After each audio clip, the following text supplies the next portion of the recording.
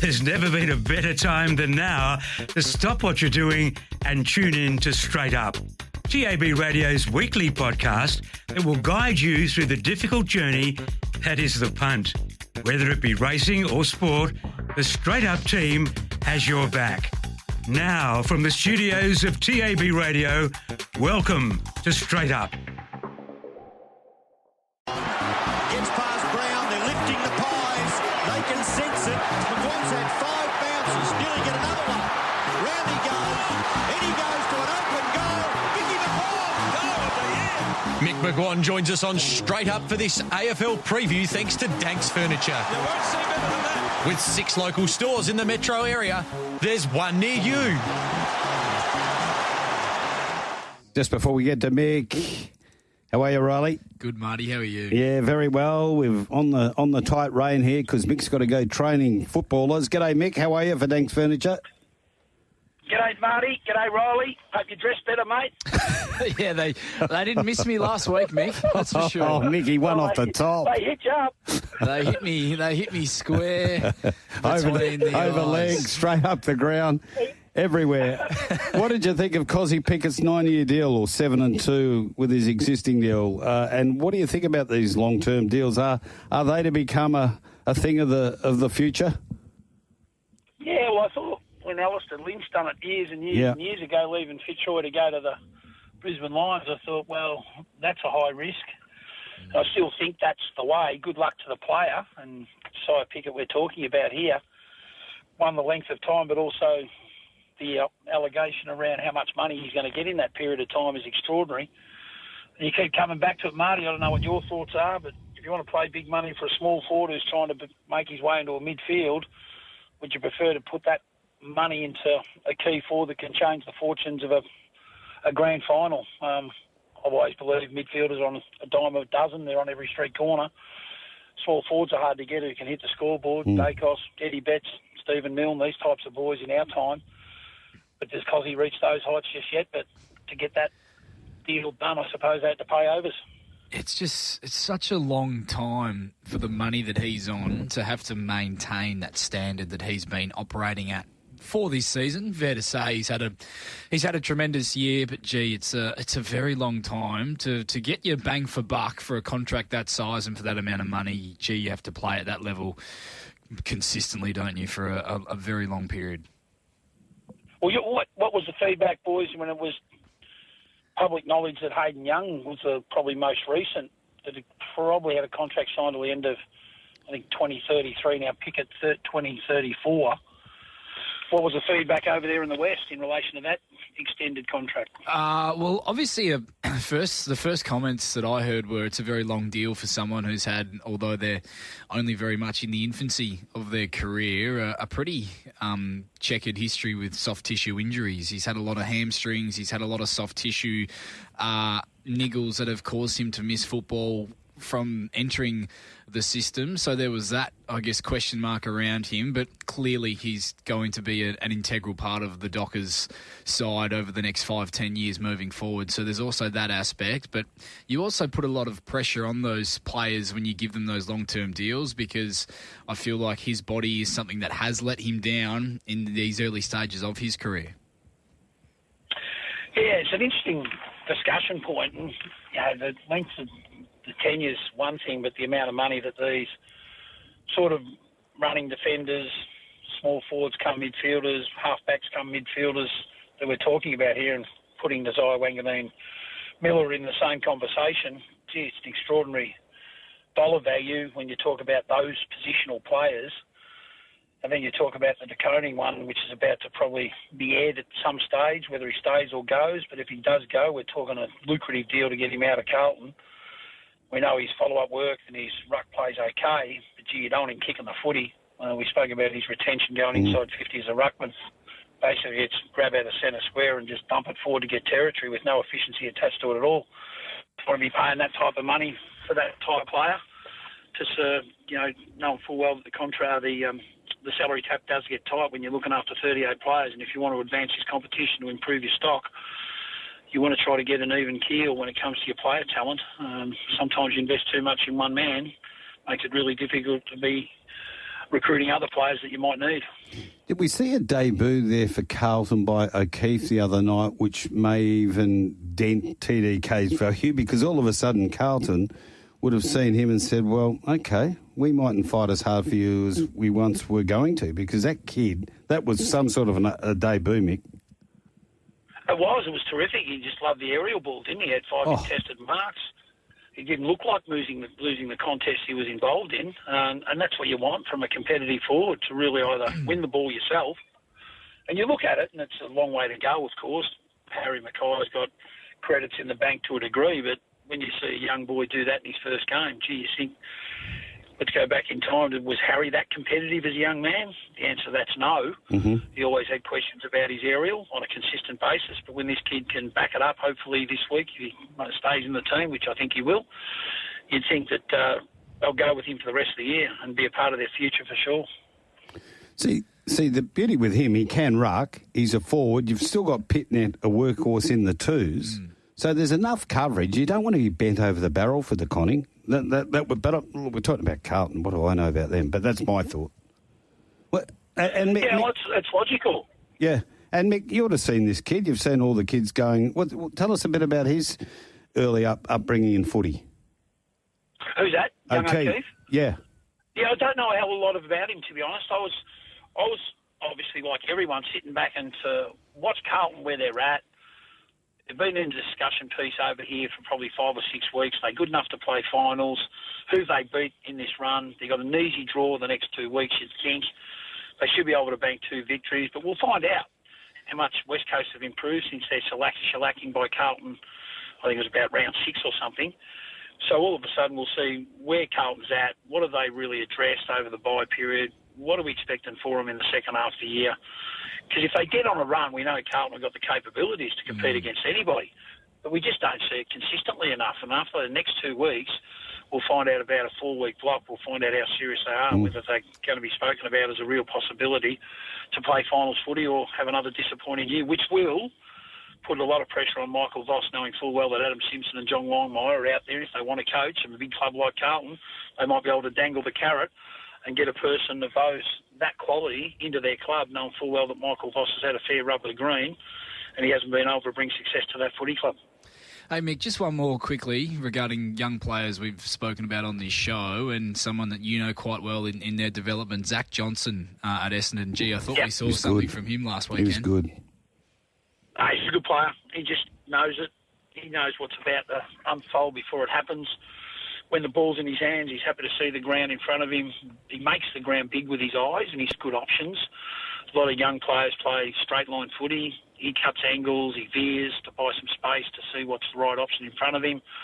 He's going to be a good player for the Bombers. I'm wrapped they gave him a game to get a taste of it, and I think he'll be a pretty consistent theme amongst their team, providing he recovers well. He's a young boy, of course, and it's hard to stay at the top of the tree when you're a young man coming into the AFL system, how difficult it is week to week. But I thought we saw snippets last week that we're going to see potentially a 200-game player at the Essendon Footy Club. That's what we like to hear. The money's come for the Western Bulldogs tonight, 132 into $1.27. St Kilda out to 375, the line at 23.5. Yeah, just smack them. They'll win easy. Gee, I thought they were disappointing last week against Hawthorn, who were back to their ambush best, have 82 tackles in the game, and considering the 2 weeks before they'd only had 38 and 36, combine those tallies and you've exceeded your two previous weeks by 8, but Western Bulldogs should have been ready for that ambush. I think the footy world's become quite soft, and it's always a narrative around the cuddle nowadays. Yep. Marty and Rylie, but last week it proved to me there's still room for AFL footy when it's high standards and high performance. There's got to be a tough edge to your environment, and to sort of say bring the mouth guards out in Hawthorn's case and have a powwow with your leadership group and your coaching staff, and then Sydney Swans get out on the beach at 5:30 in the morning to shock the system a little bit, which is unnecessary in a lot of people's eyes. But you look at the results they got, they come out and won both games to get their season back on track in some way. So I'm expecting a lot of that to happen throughout the course of the year, because the inconsistencies have happened. Western Bulldogs are one team that we expect a lot from. I'm expecting a lot from them tonight in terms of their response. Sam Darcy, great player coming back into that team. I think he'll straighten them up and give Norton a free licence to roam and get up the ground to be a conduit between defence and attack. But I'm expecting them to respond strongly and bring the appetite of competition that Hawthorn brought to them last week, which dismantled them.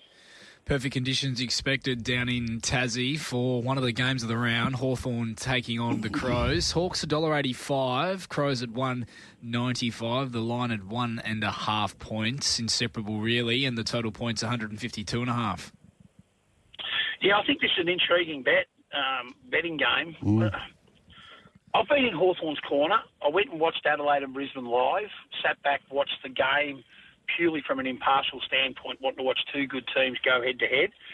And I thought as much pressure, Jake Saligo, for example, applied in tackle and chase and harassment, Adelaide did it really well, but I thought Brisbane really held up for three quarters.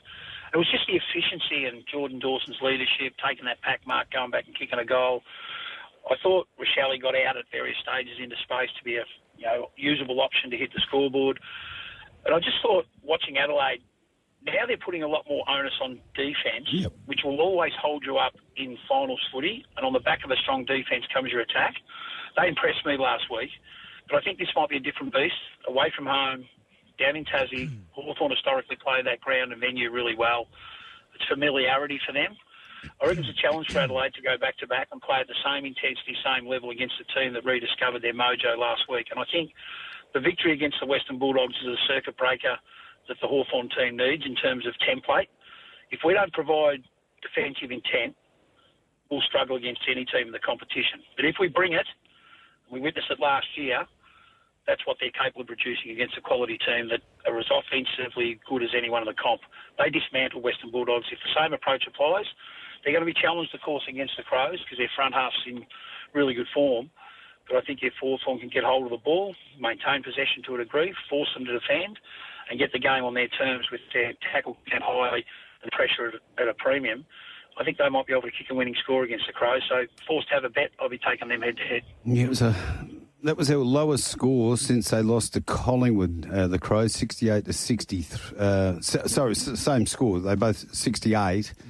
And they still won the match. They go away. There's a few metrics there that tell me you're getting very close to dropping a game there, Adelaide, and this could well be the one. I'm with you there, Mick. The third game, Brisbane played GWS.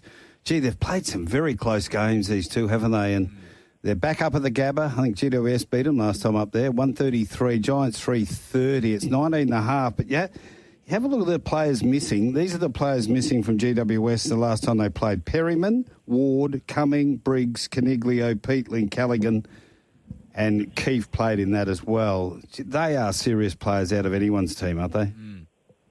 They are. Has Finn Callaghan been ruled out, has he? Those teams haven't been released. Oh, there's a chance he plays, is there? There's a big chance he might come back into the mix. So if he does come in, that's a positive. But the downside, not sure where Toby Green's out with that probably severe knock that he copped last week. They're not good to overcome, and they take time sometimes. But if Toby misses and Callaghan hasn't trained comes all week either, Toby. Yeah, so it might be telling you something. Plus, you're going to get on a plane and travel as well, which is not ideal. I think Brisbane will respond from their disappointing loss in a way, because watching that last quarter, fellas, live, they just controlled territory. They were clearly superior in contest and clearance. The downside was their efficiency, and they had some easy shots at goal. Lockie Neal's late one, of course, when he found himself in space and kicked inaccurately, was a reason why they got beat at the closure of the game. Full credit to Adelaide. But I thought the better team for the night, watching the game, was definitely the Brisbane Lions. They would be smarting over that loss, and they'd be saying, we can't afford to replicate that return in terms of our efficiency on the back of control and facets of the game or KPIs that we put a high premium on.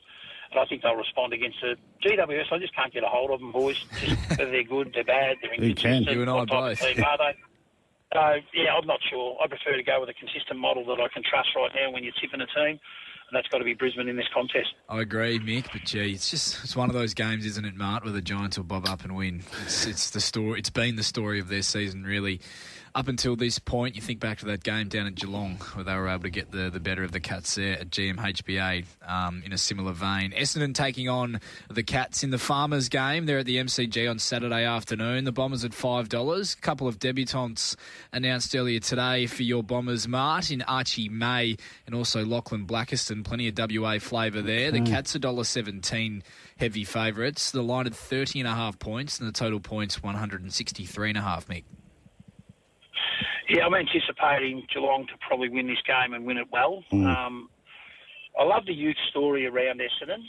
They're trying to have a look at players for the future. And there's going to be some decisions around what you'd call list cloggers on the Essendon list who are not getting a game on the back of an injury list that's as long as your arm. You know, you'd think naturally that Dylan Shield would come back in with the Durham suspension, but are they moved by him? Darcy Parish jumped the queue last week with limited prep and he came in and performed admirably. So I'm just not sure about a couple of players, the older statesmen of the Essendon list, particularly when they're in okay form at VFL level, but are they overlooked for this reason? To get games into quality young kids, give them a taste of it. This is what we've got to improve on. This is what you've got to get better at, whether it's strength, speed, endurance, running patterns, the competitive nature of AFL footy. I just like what they're doing to set up their future and get a feel for what they need next. And on the other hand, you've got a mature, very professional team that's well coached and can adapt to various situations, irrespective of who they play, where they play, and what injuries they may have. So I just have to back the trusted system of experience against the inexperienced youth who will bring vitality and a bit of boldness to the game. I love it how they bring enthusiasm and play with flair. But will that be good enough to dismantle a very experienced team that's well-drilled and well-organised? I probably think that's not going to be the case, and I think Geelong will win easily because of that. One matchup I can't see anywhere on this list, well, we haven't seen the teams yet, is for Cameron. He could really have a night out or afternoon out. Well, he's currently looking at these markets. He's $3.30 to kick 4 and $6.25 to kick 5. Weird. And if it's not him, it could be Shannon Neal. If all the focus goes into Cameron, if Shannon Neal comes back into the team, and then you're going to say to yourself, well, who's going to look after Bailey Smith if he comes back in? If it's not him, it's Max Holmes, who was magnificent in Bailey Smith's absence last week.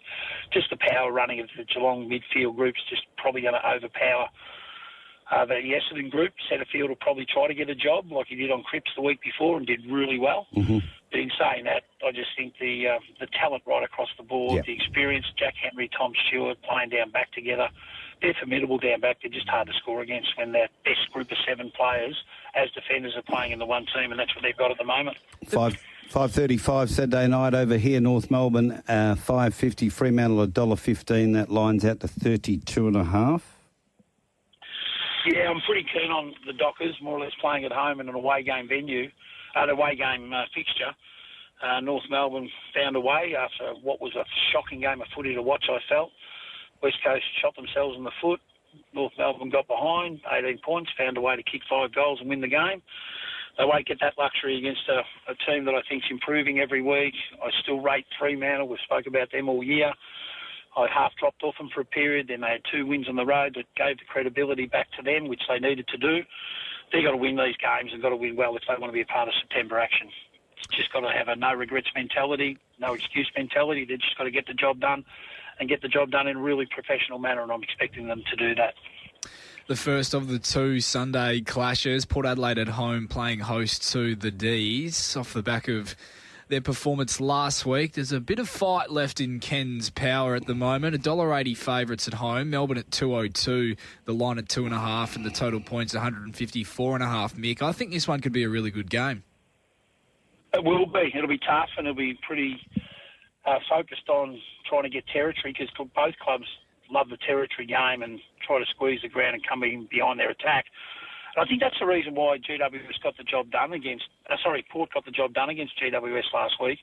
It was a bit like, let's turn to what's worked, because without Dixon, I reckon they went away from clearance contest territory, bomb it to Dixon, compete, get to his feet. If they win it, we've got a swarm of numbers around. Come behind our attack, squeeze the ground, make it difficult for the opposition to exit out of their D50, try to lock the ball in our forward half of the ground, which Port Adelaide historically have done really well, and that's the reason why they got repeats and then scored on the back of that. That was missing this year up until last week. They only had Georgiadis and Finlayson. Finlayson gets subbed out due to injury. So basically they had 1 and 5. So what do they do in terms of their structure? I was over there on Sunday watching the Vic Metro and South Australian game at under-18 level, and then I stayed a little bit and watched the VFL Port Adelaide, and Ollie Lord kicked 3 goals. Sweet was a ruck. We know that he can be replaced. They can change their dynamic through the midfield a little bit, but also their key forwards. So it'd be interesting to see what Hinkley does at the selection table, because I think they've got to play that way. It's in tune to what they need to do. They've tried to outnumber, stoppage, run and gun the type of ball, use the outnumber, handball out, chain out, and then get looks once you face the game.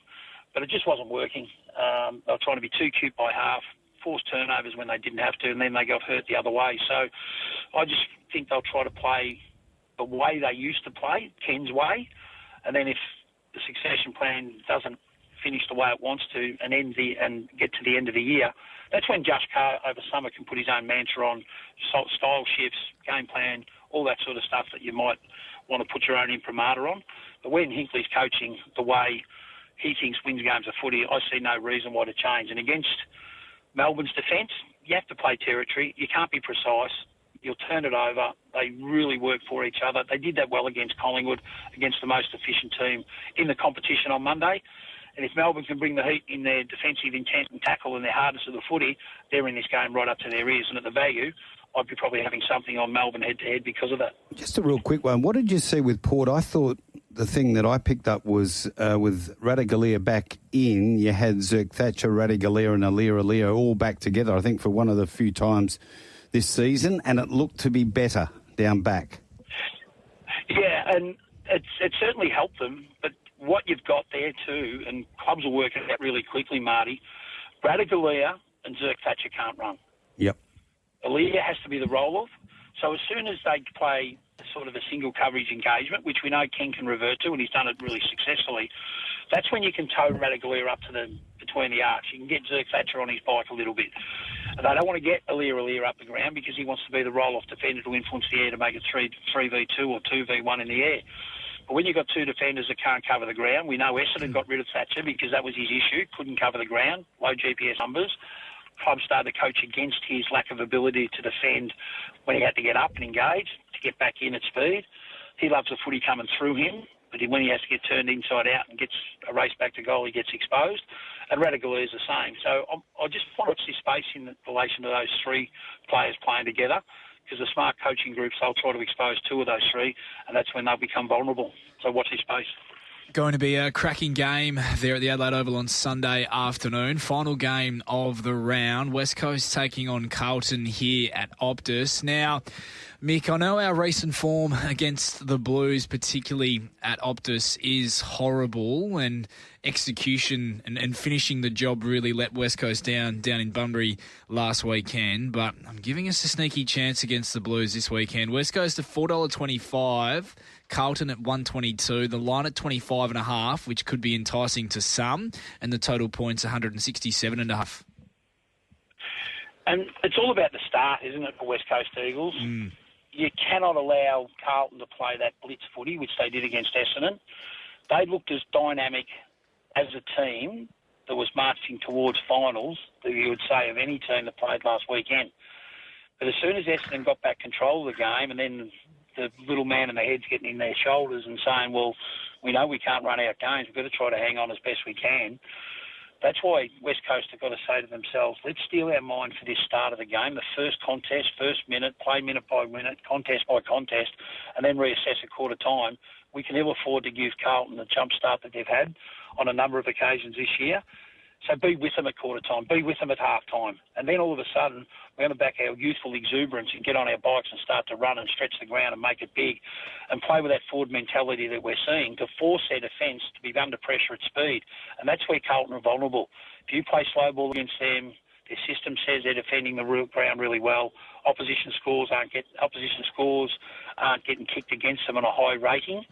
So West Coast have really got to focus on the start of the contest. And if they're within cooey of 5 points or even in front at half-time, they'll give themselves a live chance, because one thing the West Coast Eagles can do under McQualter, they're starting to run the games out reasonably strongly, even though a week ago or 2 weeks ago against Geelong was the individual brilliance of Cameron that separated the game, and young Gimby done a good job on him. But at the end of the day, the damn wall broke and they got scored against. But they've got to give themselves a chance by starting well in this game, and who knows, they could turn their bad loss against Carlton early in the year around. They do, and you could say they ran out of petrol a little bit late last week, but they should have been further in front by that stage of the game with some of the opportunities that they did have. But Mick, I completely agree. I think it's a terrific point you make regarding how important that start is for West Coast on Sunday, because in those recent clashes with the Blues, we've been blown out of the water early in the game, and it's been just insurmountable to come back from. And if West Coast can stay within striking distance and give themselves a live chance at half-time and leading into the start of that second half, I do think that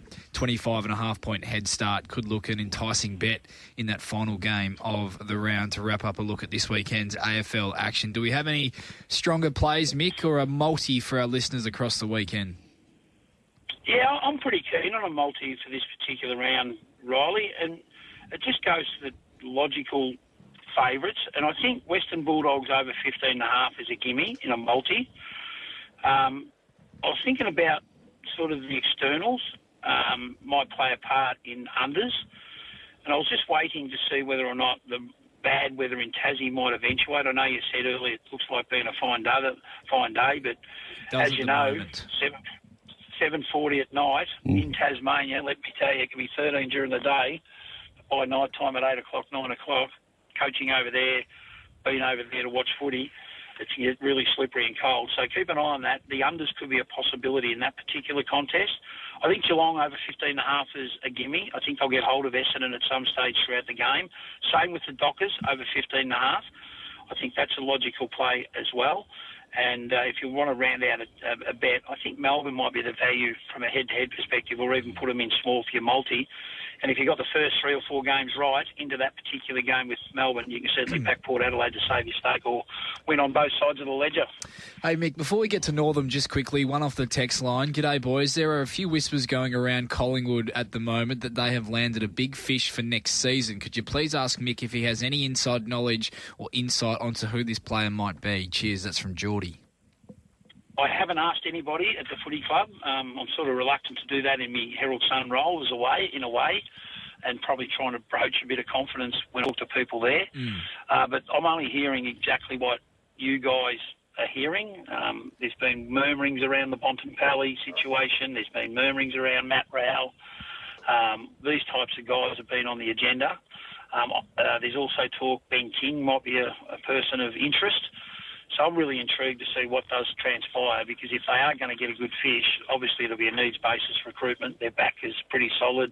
Their forward line's pretty efficient at the moment. We know that the Moneyball recruit's been pretty healthy for Membry to work with McStay and Mycheck, with Elliott jumping out of the ground.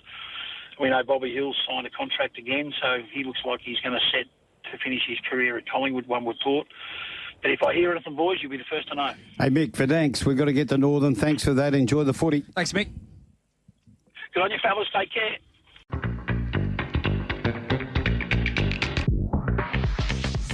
The Perth Racing Preview is where the straight-up team finds you the winners at Belmont Park.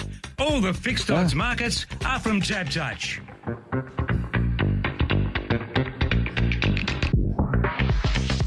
The Perth Racing Preview is where the straight-up team finds you the winners, and here's the straight-up team with their preview of Saturday racing from Ascot. Racing going. Hello. Hey, now there's some big news. We've got to break it right off the top. McGinnity's crook. Yeah, not here.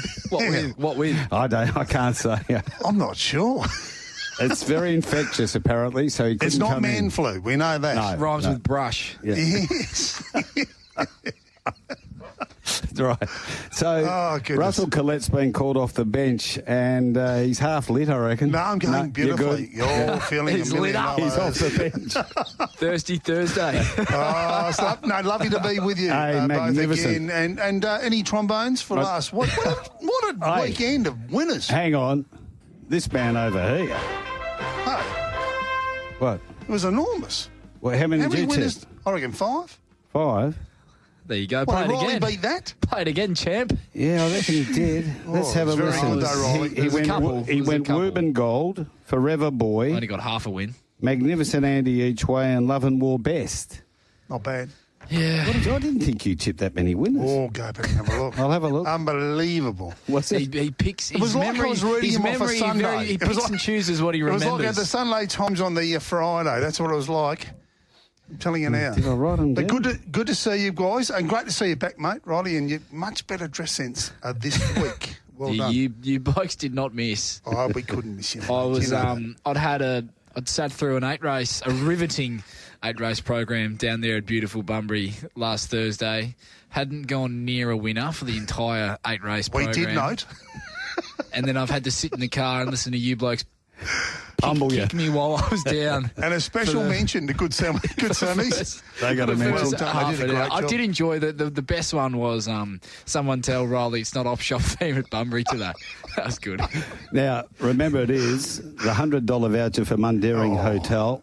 Zach won it last week. He was very good. How busy was the blokes would have text had a- line last would week? have had a line few blew tough ones to decipher last week. It blew up, so I hope you Can we get the number out again? It is so good. 0427 789 571. Who's that for? For Retrovision, For but Retrovision. the Mundaring Hotel Unbelievable. sponsor the best texter for the next, what have we got, 2.25 hours? Yeah, a bit. Yeah. Jeez. So Zach get will on be the back. any in yet? It's a bit of time to kill. Yeah, one from Peter, actually. It's football chat, so we might get to that Later? a bit Okay. later on. So I'll keep Right. that in the back pocket. Okay, and what did you think? It was a terrific race. It delivered in spades last week, It didn't did. it? The Hyperion. And the track came good. Remember the warning I put out? Western Empire. Got to be a good track. Otherwise, wait, hold on the betting. Right to Second their race eye. of the day. Upgrade to good 4. You said hello. Got the chocolates. Yep. Very easy. Didn't it wasn't Magnificent Andy look home? Oh, He did. Did he? I thought he did. Terrific horse. That was a very painful watch for myself, Yeah, being terrific one. invested in Magnificent Andy. He's a 'Cause beauty, isn't he? but even when he kicked clear, I could just... The only thing I could focus on was how well Western Empire had just trucked up into it out wide. And I D-Mac thought, picked it. No. Mac picked it coming. Mac said, here it comes. Winding Right. up. Yeah. Western Empire. And I thought, oh, hang on. You knew your fate 100 metres to go. Yes. Okay. Great race. And we're off to Bunbury. Well, again, yes, down to Bunbury, and we were there yesterday as well. Just one more thing on that race last week, Marty. Mm-hmm.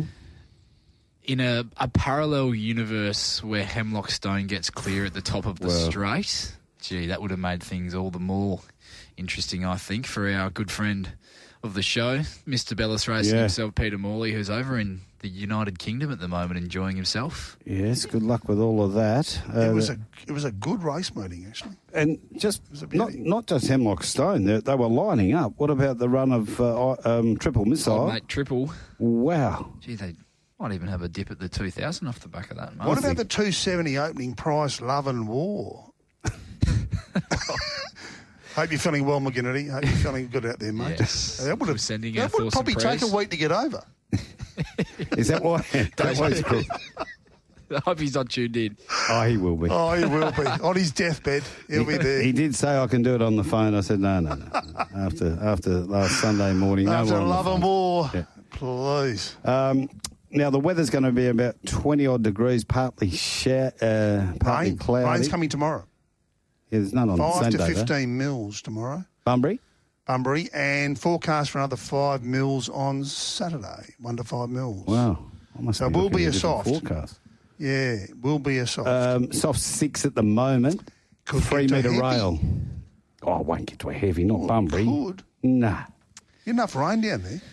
What do you reckon? Rise? Soft 6. Oh, yeah. Soft Okay. 6. And Yeah. anyone's guess how that track is going to play on Well, it was Saturday. good on Wednesday. It was fantastic. You could lead if you're good enough, and you could run on if you're good enough. Well, I guess logic says the inside couple of lanes weren't used on Wednesday, so they'll be untouched on Saturday.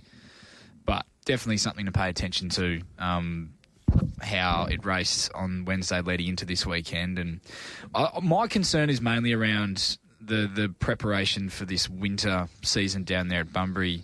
you think, and he's a friend of mine, Cole Potter's the track manager down there, you think Potsy thought that he'd have 3 meetings in 9 days, 2 of those being a Wednesday and a Saturday when he started preparing the track for this winter season. 100%. And the answer is unequivocally no. He wouldn't have. It's going to be really testing him and his staff down there at the moment in terms of to get this track to play as well as it possibly can. So definitely something to just, I guess, tread lightly early doors and see how it all unfolds over the first few races to get a better idea. And Rawa have informed us that Wednesday, Belmont has been transferred to Bunbury. That is Wednesday the 18th. And on Saturday, 21st of June, that has been transferred to Pinjarra Main Track. So that's okay. Next Saturday, it's already Pinjarra Main Track. Next What Wednesday. is the latest here? What is the latest? When do we get the information Information concerning Belmont will be provided in the coming days. Okay, so we haven't got the test results back yet regarding the drain and the... Well, we haven't. Maybe they have, and they're deciphering them, but we haven't been told about them. Righto, okay. Yeah. So they're just doing everything right. They're doing everything fairly and... Yeah, just get it right. That's all people the want, message. and play it safe. Now, yesterday we had Craig Smith on, the CEO of the KBRC, and I peppered him with your questions. And what did he say? The programming is definitely Thursday to Saturday. Okay. So Hannon's on Thursday, and on the Cup Day, it'll be the Ron Sayers Memorial, followed by the Golden Saddle, into the Calgary Cup. It's a bit of a super Saturday. It's a big meeting, isn't it, for a provincial club? Just get the sense, Rusty, that you might be not overly happy with the move. He's a broad arrow man on the Thursday. That's his problem. Where does that go? No, I'll be up front with everybody here. I used to live in Kalgoorlie for 20 years, as you know. Racing is a fantastic sport at giving back dividends to country areas, regional areas, and I don't think at times we give enough value to the social side of racing. And the beauty about, I'm not saying you need to have a week-long round, as we used to have with 3 meetings, but if you have a 3 or 4 day round, you get a day or 2 where people can socialise, people can meet together, people can chat together, and you form relationships around a wonderful industry and sport. And I think going Thursday and Saturdays, it diminishes that, but I can see why they're doing it. It's about dollars and cents. It's about cost economic savings. sense. You can't put them up. There's no accommodation to put them up. The cost to put them up would be enormous. And you've got a big crew that have to go from Perth to there to perform a meeting, especially a meeting like that. Well, it's not just security, it's totes, bar staff, it's everything. Yeah. So have you got room in one of your I'm thinking about going this year, one of your houses up there? I'll be able to find you something. Just a room for a couple of days? You're right. Well, you've got about 8 of them. You'll always find somewhere to put your head down, mate. You know that. Yeah, a couple of post-race experts getting in. That's not going to get you the Mundaring voucher, boys. Magnificent Andy, far too short going from a Group 3 to a Group 3, whereas Western Empire was getting to the races out of the Quokka, gentlemen. So someone's had a fill up there with Western Empire. You could have just... You're on air, Rusty. You don't have to send it to the work phone that you backed Western Empire. And another one here. Just done the results for Riley's winners last weekend. Whoop and Gold $1.90 with obviously the sharing of the prize money there and the money. Magnificent Andy each way $1.34. Love and War $1.75. Aussie punting battlers would be turning in their graves hearing all this. Be lucky to get you entry to Belmont Park with all that value. Free entry. It's a bit tough. They were $2.70. Yeah. And that's from Little Woburn was $5. Well. It came into $2.50. So what did you tip? I objectify each way, dead heated with that one. Yep. So I've warned him. I've said, if you send in material like that again, I'm blocking the number. I've had enough. Yeah, they've sort of been coming for you, haven't they? They have. Ross, it's turn. They do. Benny from Bunbury's our track man down there. Western Power got beat. I know that. Repossession I picked, and I was hating picking the favourites. Two Darn Stormy ran second. Let me go through these. Money Trees was my best each way. I said it was basically a free bet. $8 and $3 at the time. Ran third. Good run, that. It was a very good run. Nice horse, that. Did you see him live, Riley? Did you have a look at him? I saw him down in Albany. Nice horse, yeah. Good looking. Nice horse. He's going to be an athlete. Objectify each way. Dead heated. Probably should have won. Forever Boy, I tipped. Won, $2.80. I said Western Empire, if it's good track, I'm taking that as well. And Love and War was The one that I said should win, but I went each way for a free bet at $5 and $2, Miss Sky High. I don't think there's many holes in the bucket. But you haven't won much. You've saved. Well, you've you cleaned haven't up. lost. You haven't lost, but you haven't You had a cleaned couple up. of moldies. You've had a good day. Let's get this. Right, let's move get on this another moving week along. now. And Let's do it again. Just before we get started for the weekend, I've recruited my track walker down there, Benny from Bunbury. He's going to do his Saturday morning walk around the track for us to give us a report. He's saying early stages won't be getting to a heavy, lads. Leader bias potentially, but not heavy. So there you go. That's from Benno. Right, let's have a look at the first. The Prince of Wales Hotel plate. Love the Prince of Wales. Great place for a shandy on a hot day. Ripper. Over the 1,000 metres. It's the old style hotel. You go back to yesteryear. Love it. Our naughty secret for the Wolfman is 22. Baby Pearl 340, 290. If Benno's right and it's leaderish, I think this will be leading and winning. Awesome Forces 21. Cape Lewin. There it is. Where is he now? Cape Lewin. 14 into 650. There's a good meerkat. Shahak 21. London's Rascal is 34. Pure Excess 230, 215.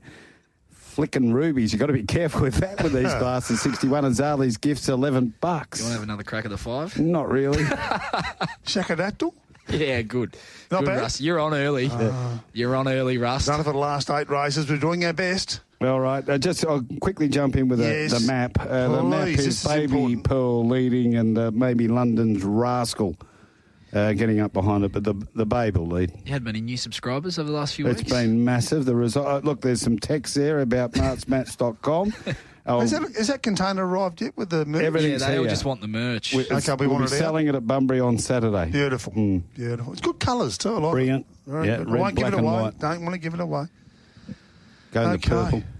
Rusty, did you want to? Rusty, you're on fire early. You can kick things off. Okay. Baby Pearl, as martmaps.com premium package says, will lead. If this course is back to Wednesday was 6 metres with a cutaway. This is 3 metres the entire, and certainly early you'd be expecting on speed. So I think Baby Pearl is the danger to the favourite. The favourite though, boy, it was good. Drew 2 at Pinjarra in the 1,000-metre dash, so drew the outside as such. What a brilliant last 100 metres. It's not a bad way of putting it, actually, Rusty. Moving forward, just the inside draws of the outside. Exactly, just the opposite. Yeah. But 32.89 home on debut, pure excess. Did a few, it just looked a little bit raw and such, but boy, that last 100 was eye-catching. If you watch the replay, you'd be heading that way. In mine, it's a 2-horse race. I hate, I do hate picking favourites, but for mine, these two are going to probably clear out in this, especially at the 1,000 with the rail at 3 metres. Pure Excess, Baby Pearl. I think Baby Pearl will be leading. I think Pure Excess will probably cut it down. Of the others, Awesome Force was okay. Cape Lewin was big, strong type, trialling well, but trialling over the 400 to 600. And drawn a touch wide for Bunbury, drawn at the 8, so it'll probably be heading backwards. Zali's Gift on debut, good trial, boxed in that trial, was just too strong and got through the line well. I'm not saying that these aren't good horses. Also, Awesome Force, even though it was a slower trial, it was the way it won it, that 950-metre soft 5 trial there at Lark Hill. 59.33, not overly quick, but went to the line beautifully. Good race. I think the top 2 picked themselves, and a great way to start the day there at Bunbury in the Prince of Wales. Yeah, I agree, Rusty. Thought it was relatively clear cut here, but I'm really surprised about the drift for the favourite, Pure Excess. I thought she was $1.85, $1.90 pop off her debut performance down the straight. Drew, as you mentioned, towards that inside pad, which is not where you want to be. Pike was happy to just drop her right out the back and get her as close to that grandstand rail as possible. And by the time she was able to get enough room to get into her work, the bird had flown with those on-speed horses. But, gee, she was impressive the way that she attacked the line. I thought her trial prior to that was excellent. She draws well again. to sit closer in running, and I think she'll be much better suited around a bend. Similar, Baby Pearl will be as well, finding the front and giving a kick off that bend at Bunbury. Obviously the clear danger for mine, but at that price, $2.15, I didn't expect to make her a play in race one because she was around that $1.85, $1.90 mark, which I thought was fair enough. But at that price, I'm happy to get involved with the favourite in race one, Pure Excess. Okay, a bit of Pure Excess action there for you. Rylie Northern, race number 6. They're in the yard there. So what do you think about the jumper here? It just doesn't cut it, does it? Oh, this is Lockie. Yeah, that's Lockie on the left and Who's Michael on the dressing right. Lockie? Goodness, what's going on there? Jeez, if we had fines, I might have copped a few last week. But Goodness. Locke might have just said, hold my beer. Is he colourblind? We might have to go to the lines on this, on Retrovision for the Mundaring. What can you conjure up for Lockie today, boys? Come on, get involved. I know Duppy's tuned in. He'll be tuned in to not only us but also the 7+ coverage. He does sweet FA all day anyway, so Yeah, he'll be. It's a funny mixed match of colours. Yeah. Do you think he forgot a jacket and someone's given him that brown I one? don't think that's his jacket, is it? It No, looks I too don't big think for him. so. No. He's swimming in it. No, I think he's forgotten the jacket. He's gone to lost property at the main office. So it's a little bit nippy out there. Can I grab a jacket? That's That's what the he's one done. they said. They Yep. said, well, the only one we've got here is this one. The typist has got one. You can't be doing that. The receptionist has got one. Grab her brown one there and put that on over the top. No one will notice it. You can't. What were you saying? You maybe on a 3-degree day over in Flemington. Flemington, one of those real cold ones. You couldn't do it anywhere else. Yeah. Oh, The last person I said, TB did it once. I think that's the last time I've seen anyone do it. I'm extraordinary. Extraordinary colour. Greg L reckons Lockie might have been dressed by me today. That's not bad. He's on the leaderboard so far. We've got an early clubhouse leader. Yeah, we could be heading off to Mundaring on that one. He's just texted me. He said, my text line is blowing up. That's from Lockie. Bunbury race number 2, the Donnybrook Glass Handicap. This is over the 1,000 metres, and 1 Bay Z is 18.16, 2 Song R 13. Prospectors pick, we were going to quiz you about this, 460. Celebrity Prince is 13. My Hidden Universe, 3 into 260. Paddy's Flying's 31. Desert Whisper, 13 into 480. Gee, there's been 2 big meerkats to start it up. My goodness. And Supernatural, 4-6 into 5. Speed map. So what's going to happen here? Desert Whisper, My Hidden Universe, you would think. There's a bit of speed. What's Prospector's pick going to do? Look for a little bit of a smother. And Bay Z would be another going up. But I think the lead is between, and it will be Desert Whisper, I think, leading My Hidden Universe, I think. I would be very surprised given the way he leaves the barriers and he does take 3 or 4 strides to muster. No, My Hidden Universe. Yeah. I'd be very surprised if he can hold out Desert Whisper from finding the front. Good. He will take the trail. In behind for mine, Rusty, from a map sense. I agree, mate, and I agree Desert Whisper will lead. Good jockey change there. Chanel to the senior rider, Lucy Fiore, will also help that horse. I've got no doubt about it. My Hidden Universe... Gee, it's good to see a trainer with very few horses in the yard getting a beauty like this. This is a really talented galloper. 5-year-old having its 10th start. So there's obviously been issues on the way through, but gee, it just keeps improving, doesn't it? It was startling to the eye. Sat 3 wide, no cover last start. Won well, one by a length. Didn't beat a lot, but the way it won, it was fantastic. Got bumped at the start. As I said, no cover throughout. I think this horse is going places. I really do. I think this is the sort of horse that they build that good record where they just don't run out of a place and they just continue to perform. It's got picket fence form now. The last 4 starts have all been wins. Good on you, Johnny Doyle, for getting a nice horse. And we all dream about getting one like this, and I think he's got one. Prospectors pick a big band of bandits that own this horse. There's no doubt about that. Let's look at the team that own this. No wonder it's short every start. Look, tricky draw here, I think, is the problem at Bunbury. A winner of its past, 2 of its past 3. I think the draw is the problem. I do think Desert Whisper guarantees us the natural speed. Supernatural will get back, and that worries me from barrier 1. Where it will end up, I've got it sort of mapping 3 or 4 back on the rail, which is probably not the place to be at Bunbury if they're running along. I think the race sets up for My Hidden Universe. I'm not concerned about the horse's ability. I just think it's going to continue to thrive. And I think it's fantastic that we've got a horse on the rise, very progressive type. I know it's 5, but boy, is this horse progressive, Rylie. He is. He's a really nice horse, and weights and measures would suggest that he may start even shorter than his current price off that win and the figure which he posted last start. And I'm still not convinced, and it's interesting listening to John Doyle speak about this horse post-races, that this is a sort of distance range he wants to keep him to for now, but I'm still not convinced he's a 1,000-metre horse. I think he's 7 furlongs. I think he's 1,400. I think he's a horse, 1,200 to 1,400-metre region, who can get out and bowl along and really get his opposition uncomfortable. And this is going to give him a different look to what he had first up. And while he did a bit of extra work, there's only from the shoot start the one bend, so it's not a bad place to be, 3 wide without cover on speed over the 1,000 at Belmont Park. But he is going to get a different look at it on the weekend, given he is going to, I think, I'd be surprised if he can hold up in front from a horse like Desert Whisper. She's just electric early doors and he's not, so he has to muster to get there. So he may have to take the trail leaders back, but I do think she'll get along at a good enough clip, which should allow him to settle nicely in behind the speed. But it's going to be a different way of doing things for him into a much stronger race, Rusty, over a distance which I'm still not convinced is going to be at his optimum over the 1,000 metres. So got huge respect for him. I think he's got better things in store moving forward, but the setup is maybe my only slight knock when you consider the price available as well.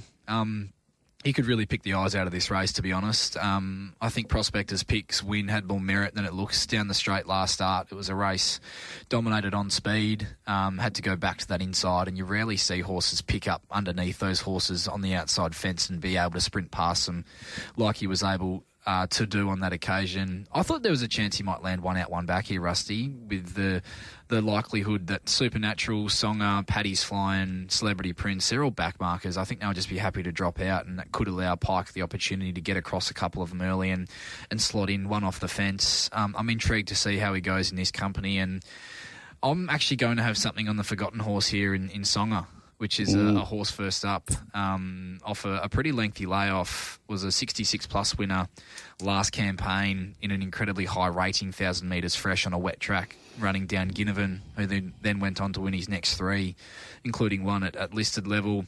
His best runs in WA have been fresh, best runs in WA on rain affected. There looks strong tempo here, which should suit him. The trials were a little bit underwhelming, but he wasn't... They were 5 across the line. But he wasn't fully extended in either of those trials. He was never going to race through the Ascot Carnival. He's a horse that isn't the most sound of horses, so they do want to try and save him for these winter months where there's a bit more give in the ground, so he doesn't jar up. And I think he's a horse you need to get fresh. And I think if he brought his best at that price, he's an easy small play at that double figure. Yeah, no argument with me. No argument with me whatsoever. Certainly, I've got a couple of ticks next to it. My Hidden Universe, 3 from 3 on the soft. Yep.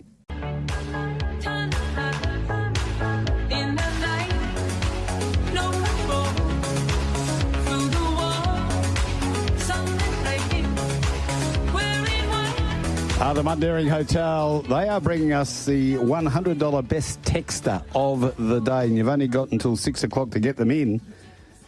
Zach was our winner last week. He was very good. Who have been the other winners, Rolls? Barney Rubble? B. Ryan from Carrinup. Yeah, Rick was very good last week. He wanted Rick. Yes, Rick should stick at it, because I reckon if you've got any say in the matter, you're going to give it to him. All the best, Uncle Rick. Because a couple more on this text line. There's a few texts about Beef Wellington. Not sure. They're starting to wind that one up. Yeah, I think she's into about $1.10 to get off. I think the great lady. She gets off this one. Yeah, well, my goodness. Had a Beef Wellington just quietly. I'm not going to have one in the future. Careful, be very careful. And one off the text line, we were talking about Kalgoorlie a bit earlier, and one of our listeners says, Rusty, mate, you can only see the super pit a certain amount of times.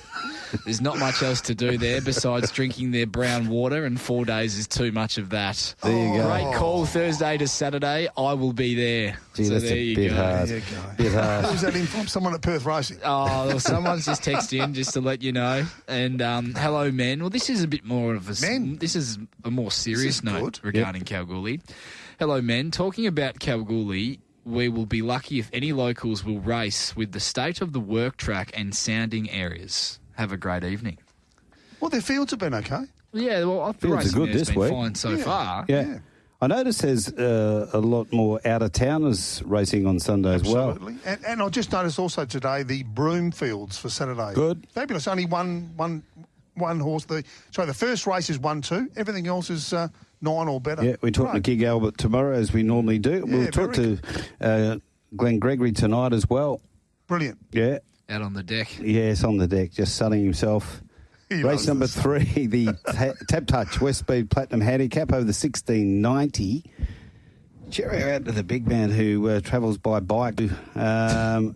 He'll be listening in, making his way back from Bunbury. Number 1, Why Me, is 550 to 6. 2, Asphalt, 13, 17, 16. Number 3, Royal Gap, 340 to 280.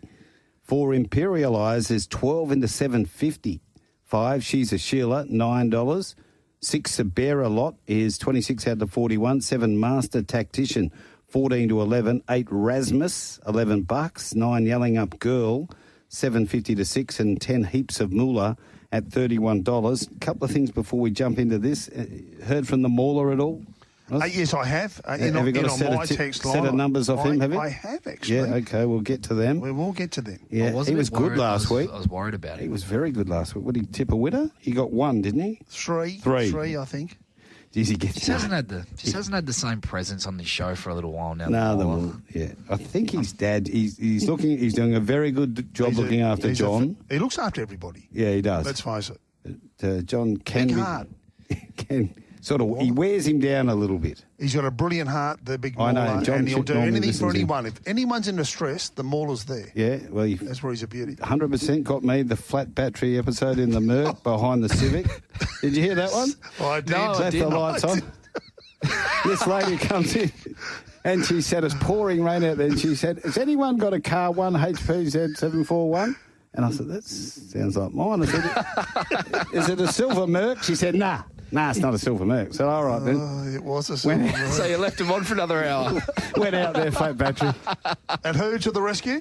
Yeah, the Mauler. Oh, wow. Mauler. The big Fantastic Mauler. work. There you go. Yeah. He's a ripper. Great man. It's And been Johnny's a great man too, don't worry about that. Absolutely. It's been a profitable show. We haven't even really got into the nitty-gritty of the program, though. But Timmy off the text line, the accommodation for the Kalgoorlie round is sorted. He's booked a 5-room apartment at the Palace, just a short stumble from the Gold Bar once Mart has drained the place after the Kalgoorlie Cup. Yeah, and the Tax Club as well. You blokes are more than welcome. So the accommodation is sorted. Done. Timmy, And lock you me Good in. on you, Tim. But you got to tell Tim to get up the Tats Club. Yes. How good is the Tats Club? Brilliant.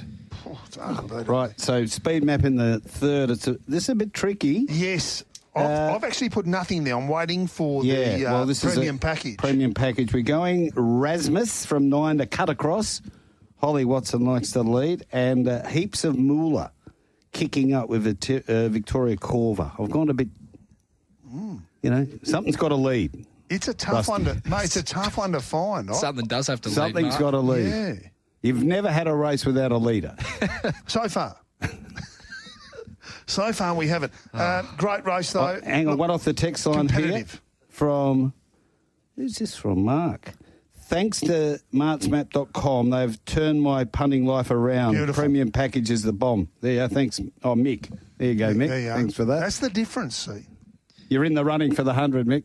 You get the map right. You go to Mart's map and you get the map right. Anything can happen to your punting Right. fortunes. It can I change think, very I quickly. think we were 7 from 9 the other day. Yeah, very good. You were on the money. We knew the leaders. Only 8 races. Well, it makes it a lot happier, when Okay, you're let's getting get the into leader. this race. Okay, Let's go. very competitive. 1690 metres at Bunbury. Very competitive field. I feel like competitive's a substitute for something. Rusty. Very even. very even. Or interesting. Yeah, and it does. It's not a 4 little word. Intriguing. Very good. Now, intriguing's very good. Intriguing's very, very good. If you really studied this race for between now and Saturday, I'll guarantee you a headache. That's all I can guarantee, because I can't guarantee you the winner. Tough race. Yelling Up Girl was good the other day, but goes up 4.5 kilos. Big jump in weights. Big jockey change. Very big jockey change, but up 4.5 kilos. Rasmus was good at Northam behind Lano. Draw 9. I've gone through these. Master Tactician, good third. Northam, Snipperando. You're following the form here. Why I'm saying it's so competitive. She's a Sheila, 7th as favourite, $4.40 favourite. Only beat 9.5 lengths as a favourite to Angel's My Name. It was a pen job, that race. It was. Imperialise hasn't won for 447 days, but backs up off the 7-day break of that Sterling 11th, beaten 6.7 lengths behind Forever Boy. It's tough. Royal Gap's going to go around the favourite. It's been well supported already. The best they bet was $3.30 on Tab Touch, in now to $2.80. As the form lines up, I know it's up 3 kilos, but it's a consistent performer. Good second to Dirty Chai. Injero, a very good second to Bohemian Diamond, a horse that's going places at big odds at $41 at Belmont. And then Kelvinator, the Kelvinator form, which lines up both Royal Gap and the second favourite, Why Me. Kelvinator's got under a lot of people's guards. Its last 4 runs have been excellent. They have. I think that's the right form. It looks the form, doesn't it? I hope so. I'm not overly keen on this race. Nor am I. I'm trying to make a case for the race. Asphalt is the other runner in it. So that's your field. What I'm saying is, if you're going a quaddie, there's early quaddie, late quaddie. The third leg of the early quaddie, I'll be going field, in my view. I find it very, very tough. If I was going to settle with one, I'd go with the Fioris. That horse was only beaten 6.8 lengths when 10th of 11 behind Kelvinator. Whereas Royal Gap was beaten 2.8 lengths behind Kelvinator in that run at Pinjarra on the scarp side over 1,400. But I just got a feeling this horse will appreciate the extra journey and his third run up and races well at Bunbury. He's had 2 goes at the track and distance, has won and run third. So I'm with Why Me, and if you're getting each way, I think you're up and running. $6 and $2.10 currently on Tab Touch. Yeah, there's plenty of words you could use to describe this one, Rusty. Not sure we've got to the brunt of them yet, but Why Me was the one I thought might slip under the guard, but hasn't got to that point from a price perspective. I think he's had excuses as he's been building fitness at his first 2 runs back. He was back and wide on a day you didn't want to be back and wide. Last start, loves Bunbury, draws a barrier for the first time this preparation, third up to this trip. I can certainly see him improving, but off last start, I just think Royal Gap, while he is drawn a little bit sticky, he has to start favourite in this race. That's how the market currently situates itself. Was huge against the pattern in an on-speed dominated West Speed final behind Kelvinator, who you touched on last start. He's pretty versatile. He can go forward in his races. We've seen him go forward and back and race well throughout his career, really. He's certainly no star. There are none of those in this field, but this rise in trip's what he's looking for. So Royal Gap on top for me, but no interest in this race from a betting perspective, really. On the race why me each way? Yeah, you're Why Me, yeah. Grenfield's Lodge, handicap, it's over the 1690. They've taken out Classic Rogue. This race due to go 149. 2 Lord Gannigas is $16. 3 Done with the Blues at 6, drifting. Let's Deal, he was good second up. He's 23, the big boy. 5 Snazzler, 14. 6 Camera Action is $6.50. 7 First Encounter, $3.20 after opening at $2.90. Back into $2.80. Bellini Miss is $13. Been Spec Manavendra, 31 Spec. Famous Dane, $7.50 to 7. Romeo is 18. Ton of Grunt is 12. Atlantis Beach, First Emergency, 51. Sluice Box, Second Emergency, 71. Found this another one. You have to go to premium to get this. Oh, boy. But if Mark Maps gets this right... Well, I reckon we will. I reckon it'll be 5 and 3. 5 Snazzler and 3 Done with the Blues. There you go. Bit of confidence. Oh, who's riding Snazzler? I'll give you a quick call. I don't mind. Jared Nosky. Yeah, I just tell him lead it all. Little bit. The word we usually use, Mart, is Lionel. Yeah, Lionel Messi. A little bit Lionel, this speed map. One horse I thought could go forward this time around is Lord Gannicus. Yep, he's done it before. At the top there. Famous Dane? I thought he's run... Yeah, Famous Dane will hold a spot. Don't think they'll roll forward or try and be overly aggressive. But there's not a lot of genuine speed here. That's the problem. It can get messy. Snazzler will lead. I thought Lord Gannicus could lead if they really wanted to. Snazzler's not a horse that, fires out and looks for the top. Fair to say. There's a few potential early moves from horses out of the barriers here that'll look for a position in running. Often you find, Rusty, in these races that look like they have no speed on paper. You see a couple really chance their arm, and there ends up being a fair bit of tempo as a result. But I think First Encounter finds his most suitable race all campaign. I really like this horse, and I was on him last start at Northam, and as a punter, Rusty, is there anything worse than when they're pulled out of the barriers and vetted before the race starts? He got fractious in it. He did, it just... Look, I just hate when they get pulled out of the gates and you're on one. It's just the worst feeling in the world. They do. You're hoping that they scratch, exactly. But all clear, went around. Clint Johnson Porter was, for mine, playing a bit of cat and mouse with William Pike on the other well-fancied runner in that race on Correct Choice at the back of the field, and those up on speed were getting away with murder. So by the time he was able to get going, it was always going to be a tough task, but he couldn't have hit the line any better than what he did. Perfect. Yeah, the last 200 was excellent. Yeah, I thought his run fresh in 72 plus company was very good as well. Yep.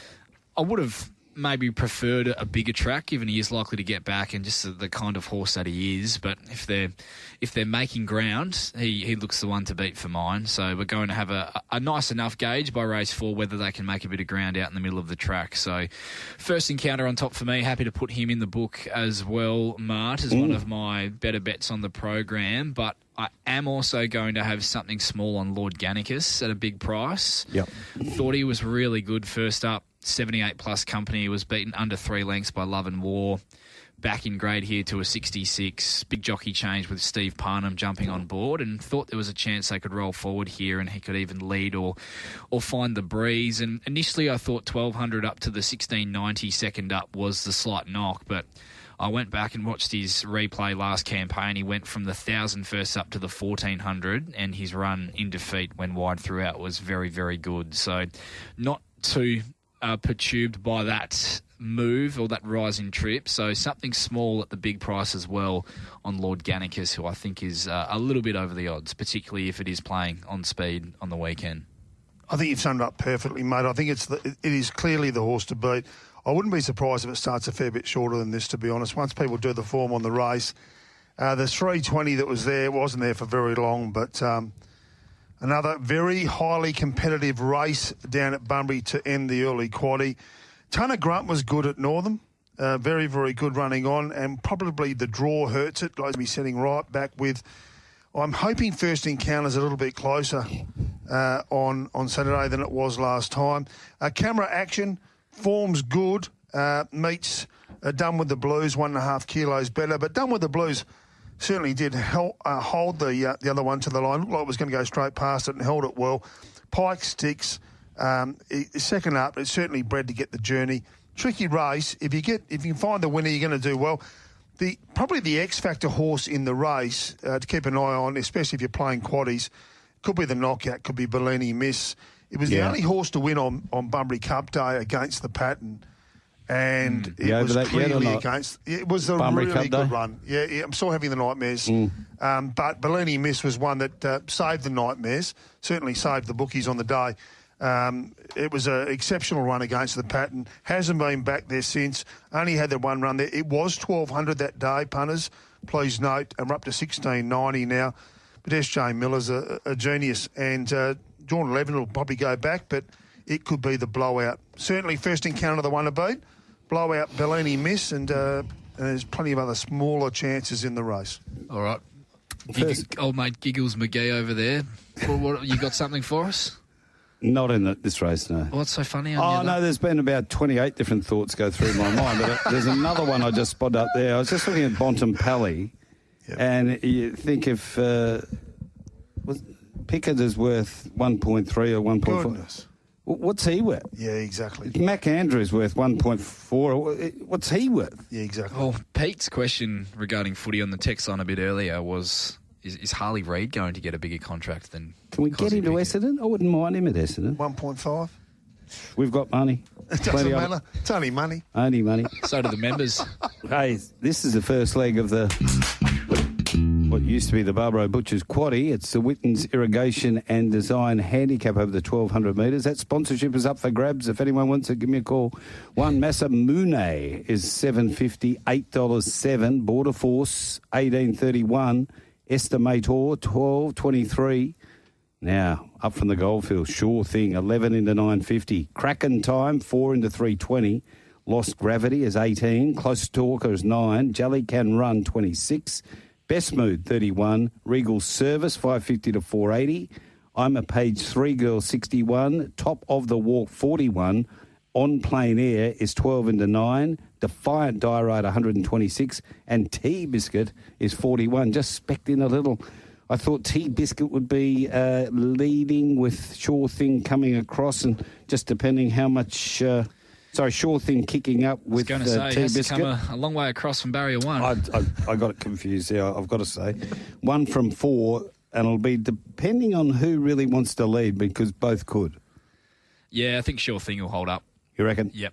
That will be the instructions to Troy Turner for sure. Tea Biscuit will be in the breeze, and then you've got horses like I'm a Page 3 Girl, who showed good speed at her first start in WA, just in behind them with On Plain Air. Lost Gravity. It's got Estimator come across. Well, Estimator likely leads up the 3 wide line, I thought, Marty, unfortunately, from that gate. But yeah, that's, I guess, the horses that'll settle around the speed in the race. What about this horse Sure Thing? You've seen a lot of him on the Goldfields and in Esperance. Can he measure up in town? Well, mate, he's just flying. And great to see David Smith again with a good horse. Lovely to see these horses that they can pick up. This horse, they paid $11,000 for it, October 24 on the online sales. Yeah. They got their money back, basically, start 1 at Esperance, and it bolted in. And it's one of those horses, when it leads, it just seems to win, and you can even sit outside the leader and win. It's flying. It's a long way from Kalgoorlie to Bunbury. It's even further from Kalgoorlie to Belmont. But to Bunbury, I think this horse, if there's any, again, leader's bias, it's going to be rolling along. It does roll. It looks the only leader, in my view. I think it could get a soft lead. And if it does, at $9 or $10, it's a great value. Well, it's one of those. So they scratched that one in barrier 2, have they? Tea Biscuit, barrier 4. I don't think you'll be crossing Sure Thing. No, I can't see it. It's one of those bets, Rusty, where you could either get set now and hope that's how the pattern emerges, or you're happy to sit and wait and see how the track unfolds, and at the first inkling that maybe it is tending to those on speed, then you try and beat the rush and get on board, because there's every chance that he does start a bit shorter if that is how the track plays out. What about 0 from 5 on the soft? That's the only question mark. Is if the ground has got the give that we're thinking it's going to have, that is the question mark. So you could hold up and wait and see, but they've got to come to town. When they're winning by 2.5 lengths every time, you've got to come to town at some stage. And good luck to the team there from Cal. A close talker, first time in Shades at start 16, William Pipe, but it's just the drawn 12. It's an awkward map. Disappointing last start. It was. Every chance. It was. It certainly was. Kraken Time is the interesting runner. It's the favourite, clear favourite. First start for Mitchell Pateman. It's out of the Sharon Miller yard. Horse with exceptional ability. Everyone just keeps questioning whether this horse can just learn to jump out of the barriers and get going. It misses it sometimes by 5 or 6 lengths and still can run a place. Imagine if you could answer that question, Rusty, leading into this race. Well, look, at least they're having a crack at it. They've changed yards. They're going to try something new, which is great. Again, the red flag is bar plates on the fronts. Well, especially on a soft track, possibly a soft track. So there's a lot of ifs and buts in this race. I'd be you've got time. You've got till 2:40 p.m. on Saturday to have a bet in this race.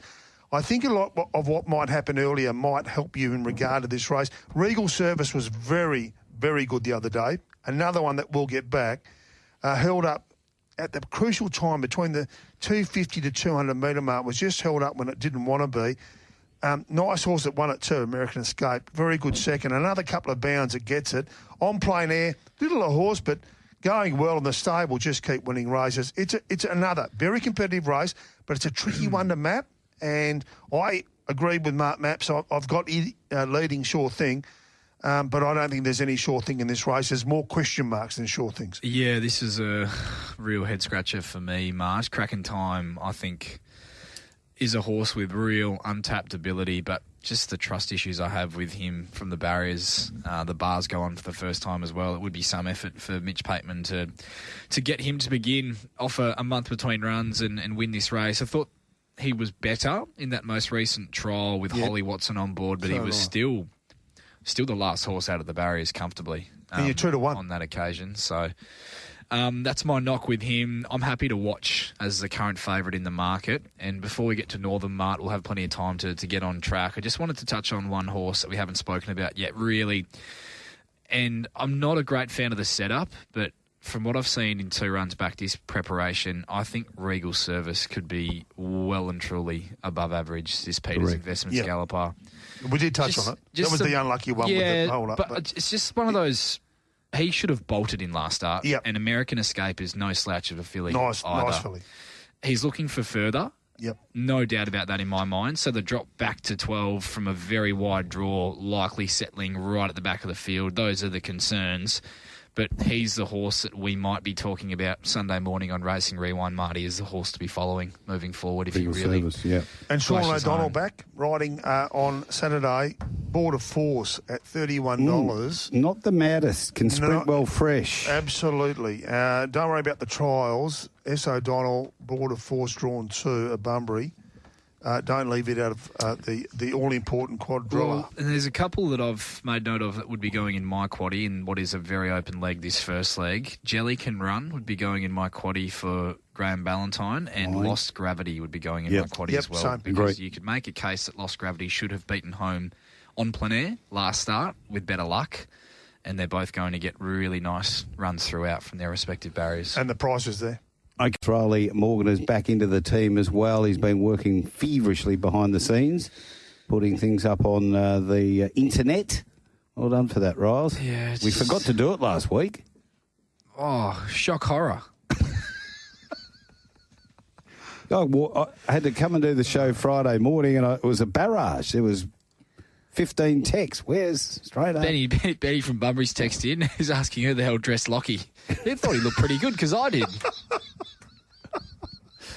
Righto, race number 6. This is the second leg of the what used to be the Barbros Butchers Quaddie, and it's the Swan Draft handicap over the 1400. Time to go 3:15. One Missile Storm. Hang on. What's happened here? Is this why McGinnity's away tonight? Did this happen? I think it is. It could What's be. happened here? No, honestly, I'm looking at you. I need advice here. Can I read this out? What happened here? It's a big shortener. It should be renamed the Be Better at Life handicap, this race.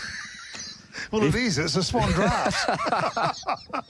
Now, if this happens to win, we're not going to get that, what we had a couple of years ago when they said that was a wrong price. Remember that one? Caused a lot of controversy. What's happened here? 150 to 1. How about the backlash that followed the former controversy as well? Gee, if there will be some punters, I'd love to get him on the phone just to ask him what happened there. What are on the text line? Anyone that's backed this at 150 to 1? If anyone got the $151 that was initially put up, which was no doubt a market error, for Missile Storm this morning, let us know, please, on that Retrovision text into line. 18. Yeah, well, it was probably a slice of overs. Early doors. Maybe a little bit. Gee, hang on, McGinnity's still out of play. No wonder he hasn't come in. This is a black mark. Absolutely. This is a bad day. This is a sad day. Might be the end of it. It's a good day too. I know there's good things about it. It's a bad day. It's a good day. I hope he's feeling well. 3 Kalima is into 7. Romming Danger 34. Simply Thinking is 10. Hafey 51. More Than Enough 23. Mount Shirataku, nice horse, 260 to 215. Rally the Troops, Trumpy, $8.50. King Akid is 14. Uncle Gerard is 17 from 31. Looks 41. Ideally, 10 into 9. And Canny Jack's 126. What about the map, Marty? Oh, the map, you've caught me. Important. On the hop here with the map. Martmaps.com. Oh, what do we got here? I think the good horse Looks and Mount Shirataku probably lead here. Which one, though? Which one will lead? Looks? Yeah, Looks inside just with the draw 6 to 10. I'd actually run out. Look, I'm doing it tough with a very bad knee at the moment. I've taken some mind alterings. Yep. And I got to this race before this and forgot to do any more maps. Well, you got to keep doing them. Yeah, I know. In between the breaks. Yeah. There. So that's a bit on the hop, that one, but we'll go with. I know you're easily distracted, Mart. And I think he's right anyway. I think he's right he's there. bang on the Riley money. got the same. There you go. Yeah. Okay. He's got to a stage now where he can simply just glance Just look at the at it. field Bang. and it'll just Pops out. it'll Yeah, be it just there. says this is the map. Get on the website, pay for the premium, and be Away you part go. of it. Why wouldn't you be? Now, you put it into some sort of pattern now behind that map. I do. Running the Troops, ridden cold the last two starts. I really think they found the key to this horse. It was a $50,000 winter yearling. They paid good money for it, 3-year-old here. I think just not going forward and sitting back with this horse is the key, and it really is quite an impressive galloper. I think it's going places. Which horse was it? Rally the Troops. Rally the Troops. You're looking at, $8.50 each way. I do think Mount Shirataku is the one to beat without any doubt in the world. I think this is probably the best horse starting on the day at Bunbury. Come on, get it out. Just the phone lit up and I've here we read the go. We've got a text. text. I've Come read on. the text. Come on, give us the text. Because I read them all out. He's So all read he face filters them. He's a filterer. No, he's not reading them all out. Yeah. Oh, well, we wouldn't have any time to go through the form if Well, we read did it them all last out. week. We They need all the got winner. on. You text, you get on. That's our promise. That's part of the $100 prize from Mount Herring. Jared from Scarborough's texted in and said Missile Storm was just markets merging. And a bit of ESP. Oh, that's Straight terrific. out there to McGinnity. There you go. mate. And Very, then very Greg good. L's just chimed in. Will AI have the same humour when they join the panel on a Thursday going forward now that Brad's been made redundant? I like Greg L's form today. He is in form. He's probably in the leaderboard, right clubhouse up there. leader. Jared's Right just up poked there. his head in and said, I'm here too, Greg. I want that $100 voucher. Where's Rick from Applecross? What's happened to Rick? Zach? Rick's Ross just texted boy. in, actually. Oh, good. He's texted in a photo. What's he doing? the He says photo not a of? Lego, is it? Marty, can I win the prize for the best texter? And he's sent you a photo. You have to explain it. He sent you a Can photo you? of a Collingwood Lego figure on a texter, I think. So Oh, very That good. one, you'll see that one. a bit of Yeah. humour. Yeah, the old art line, 70. Yeah. Okay, Back to this race race. 6. Race 6. I think this is the best horse going around the day, certainly with the best promise. 3 starts, 2 wins. The 2 wins are amazing. This horse has got a lot of upside. Again, that same team of bandits as before, very similar. Yeah. A lot of them. They're in for a good day down there. Drawn 10, it's a little bit of a tricky draw, but I think Pikey will get it across with the early toe it's got, and it'll probably sit outside your leader, Looks. I do see it also as the leader, Mart. Rally the Troops will settle back. I think that'll be the horse running home late.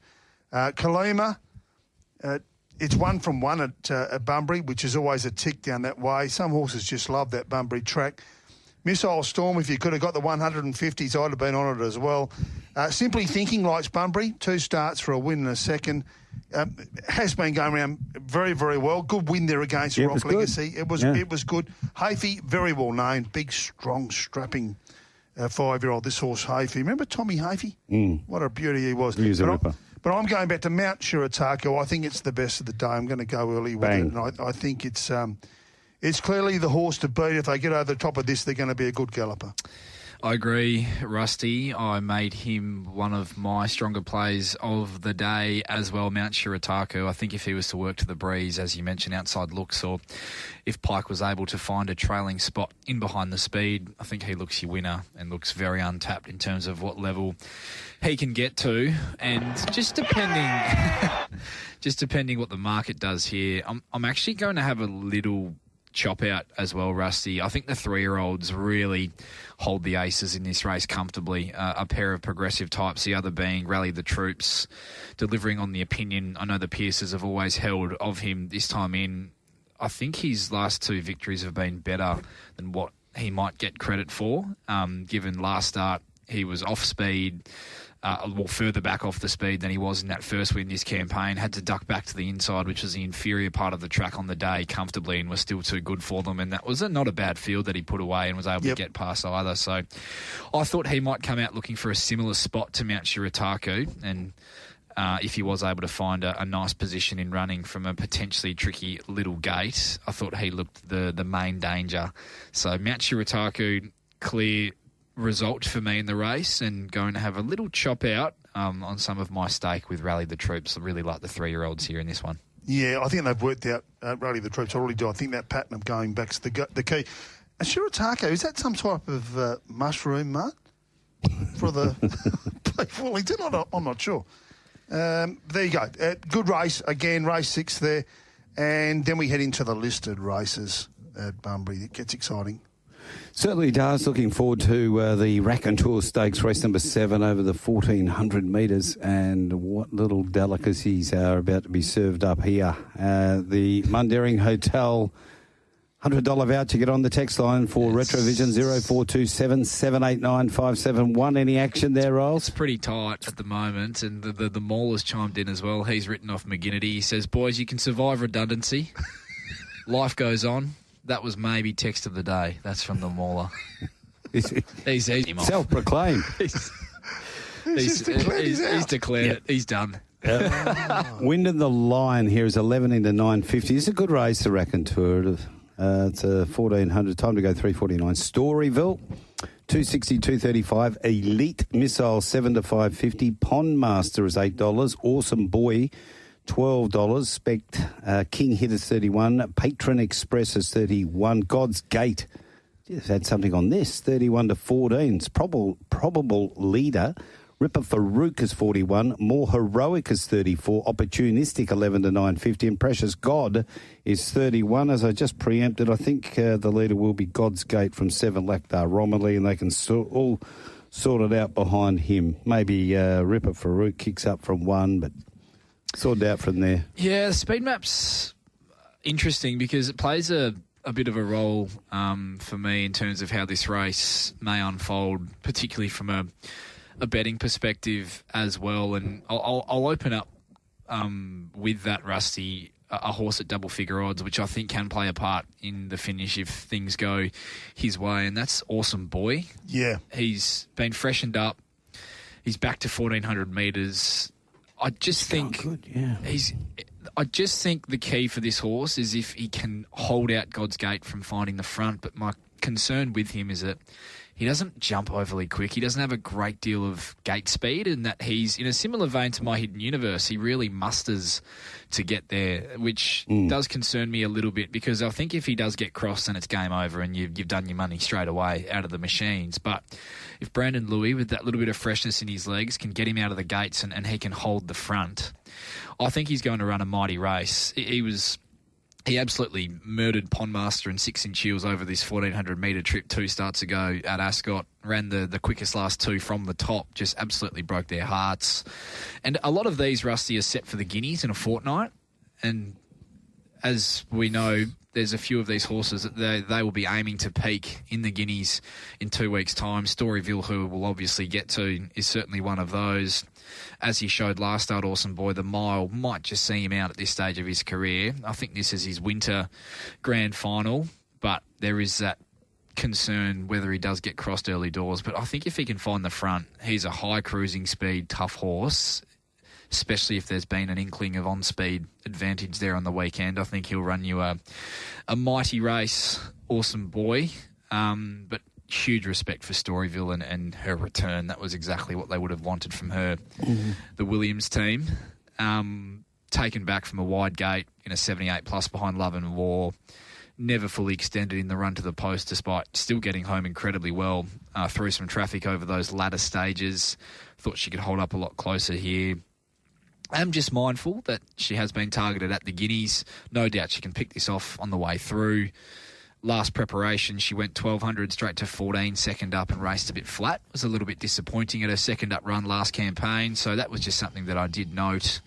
I just didn't think there was a great deal of value in her current price at $235, even though she is one that I'm looking to see what the market does with her. But currently, as the market situates itself, Awesome Boy on an each-way basis would be how I'm playing this race. And depending on Storyville's price as we get closer to start time, I'd be looking at actually saving on Storyville if that is how, if she does wobble a little bit from that current price. But either or, Awesome Boy each way or back Awesome Boy, save Storyville, how I'm looking at playing this race, Rusty. Yeah, early drift, Riley, interesting with Storyville, opened up quite short at the 220. There is 290 about the place if you go shopping. It is there, and I think currently around the 250, 260 here locally. It could get out. Well, there you go. That'd be, for me, that'd be it. That'd be at the price. You get $3 Storyville. Yeah. You get $12-14 Awesome Boy. I'd be backing Awesome Boy, the win, and saving on Storyville. Yeah, and that's how I see the race. Look, it was to the eye, it was a little bit disappointing in the run, Storyville, but then when you go back and see what they ran home in 32-22, first up coming from well back, it was actually a very, very good run. It is that the big query, of course, is that second up run. Now, don't forget, first up last time in, it won at Bunbury, so it's a winner here at Bunbury. Won over 1,200 metres in a lowly race at Class 1. And then 10 days later, it backed up in town and ran fifth there to Elite Missile. Was really disappointing on that occasion. Went around a $2.05 favourite as well. Yeah, it was, but I think the 10-day gap was probably not as suitable as this is. This has got the 17 days in between the two runs, and I don't think the first up run took as much out of it as it did that first up win when it won at Bunbury. It won very, very well at Bunbury. I can almost go back and say the Pinjarra run was it never got into second gear. Oh, it was a great run. Great return. Great Terrific return. So every possible for mine, I can see it sitting a little bit closer from the two, but then again, it wants to be off the rail. Elite Missile, when you go trying to find the ones that are going to beat it, at least Elite Missile and Windsor and the Lion draw difficultly, so they've got a tricky map. The beauty about your one, and I'm in the same camp here, Awesome Boy, this horse is just tough. The only question mark I have is the 35 days in between runs, the 5-week gap, but it's tough. That day when it won at Pinjarra from sitting 3 wide the trip, and won well against Humilian Miss, was really good. And then the win at Ascot was good. These are good 3-year-olds. They're probably, as you say, heading towards Guineas. They're all looking towards the mile. Down the bottom, there's a couple of others in here, a couple of the Peters team with Michael Grantham. Opportunistic was a pretty convincing debut down there in Pinjarra. Stays at the 1,400, came from a long way back, in good time. Former $200,000, so you think. So you know that he's not going to have any problems either this week or in a fortnight's time in the Guineas. And more heroic, they paid $380,000 for this horse as a yearling. A very well bred Piero Suki, which is a Casino Prince, should also relish the extra 100 here from that win at Northern. And currently at $41 is exceptional value. In the race. Good race. Yep. It has been, Mart, as we've said, some of these races are time-honoured. This one's a beauty. You go back through the Honourable Brave Spirit, Vast Art, Devoted, Graceful Girl, KC, the Superstar, Cup Night. Good race, good horses race. At Bunbury for the first time, it'll be a beauty, 1,400 metres. Good luck to all the owners. If you're heading down there, as we said, it is wide. There's plenty of others with chances. King Hit was good the other day. God's Gate will be right up on pace. Tricky maps, but they've both got heaps of ability. Wind and the Lion and Elite Missile. It's a bit of a forgotten horse in the race, isn't it? Wind and the Lion. It is. It was the boom horse earlier on. Boom, yeah. It was a massive boom on it. Elite Missile's last run was very, very good. It has run third. It's only a try here at Bunbury. It's a good race, very good race. Even the rank outsiders, when I'm saying horses had one start at one and one well at Northern, and it's $41. Second up at $1,400. It's a good horses race. Good luck to everybody with the 3-year-olds there. I think it'll be another great addition of the Raconteur and worth getting down to Bunbury to watch. You could do worse than those Peters Investments horses down the page, particularly Opportunistic. I just think it's good value, isn't it? Huge X factor off that win, and could just continue to improve at a rate of knots. And just I'll touch quickly on Wyndham the Lion, Marty, before we move on. Yep. I was disappointed with his run last start. I didn't think there were many excuses for him, even though he did get put into the race quite early. They weren't getting along at any real tempo in that race. Did have the 60 kilos, but only drops down to the 59 here. And I thought that perhaps didn't handle that rain-affected track. Just the wheels looked to spin a little bit. So if it is a soft six again on the weekend, that's a bit of a concern for a horse that's likely to settle near the back. And Elite Missile, love this horse. Think he's a ripping type. I just think it would be some effort for him to win, given he's likely to settle last in running from Barrier 12. So that's my knock on him at that price. Last of the day is over the 1,200 metres, the Nixon Electrical Handicap at 4.23, and one is Rodchenko, 4.360. Benji's is 71. Hell I Am is 31. Hanchy, 5.50. Royal Toronado is 16 into 13. Keep It a Mystery, 7.50, 12 back into 9. Russian Snipers, 41. Dance Boss, 41. And Keep Attacking, 41. Ah Yeah Radio, 13. Cool Memory, 26. Sunny Honey is 14. Decoration, 101. And Dracana, 4.25 into 3.40. I thought Rodchenko would lead Dracana, Russian Sniper, and Sunny Honey, and then there will be a few others that want to kick up wide. But there's your lead. Rodchenko will lead Dracana. Yep. And Russian Sniper. Spot on. That's how I saw it. So we're on the same map there. Great race to finish. This horse has been underrated, really, hasn't it, Rich and Cozy? Its last 3 wins this prep have been impressive. It just seems to continue to get better with racing. 2 from 2 on a soft track, that's no problem. It's 1 at Bunbury. It's up a kilo and a half, and meets Hanchy, that weight difference worse. Hanchy probably should have beaten it the other day.